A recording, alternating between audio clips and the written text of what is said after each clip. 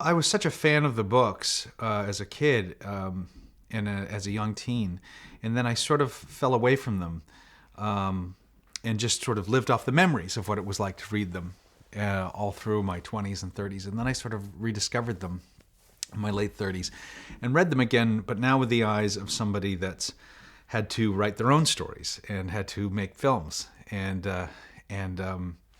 it made me really not only appreciate what was still really great stuff in the books, but also how much needed to be altered or changed or edited in order to not just make a better movie and better story, but to capture the feeling that you get from reading the books. I think that's really more the job of the filmmaker when they're adapting a book.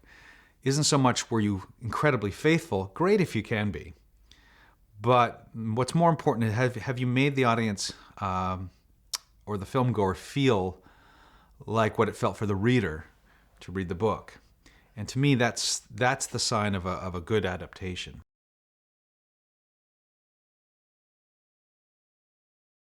How can you sell 9-foot-tall, four-armed, tusked characters and completely buy it, completely accept it? How can you give a multi-legged, lizard-like creature that acts as if it's your pet and can run faster than the Roadrunner in a Warner Brothers film cartoon, and again accept it? Think maybe that really could exist. And I thought that was the way into the film, was not so much just trying to be fantastical. It was actually the other side of it. How can I make you believe that this really is the laws of nature and the rules of reality on another planet?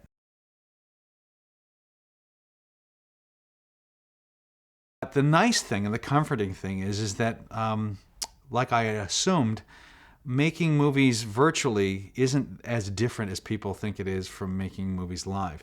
Certainly there's a lot of obvious differences, but the fact that you're both trying to make a great image on the screen at the end of the day that captivates you, that moves the story forward, and everything has a reason narratively for being in there, they have no differences. One of the most memorable characters through all the books outside of John Carter is a character named Tars Tarkas, who is the leader of this Green Man tribe. These things are described as anywhere from 9 to 15 feet tall with tusks and forearms, and it's pretty fantastical. And so one of the first things we attacked on the film was, how do you make them feel believable and not fictitious, not like some little boy fantasy realized, and feel indigenous to the desert, feel just a natural species from this planet. So we actually went and designed and redesigned the physiology of these green men so that they felt similar and familiar to desert-dwelling people of our world.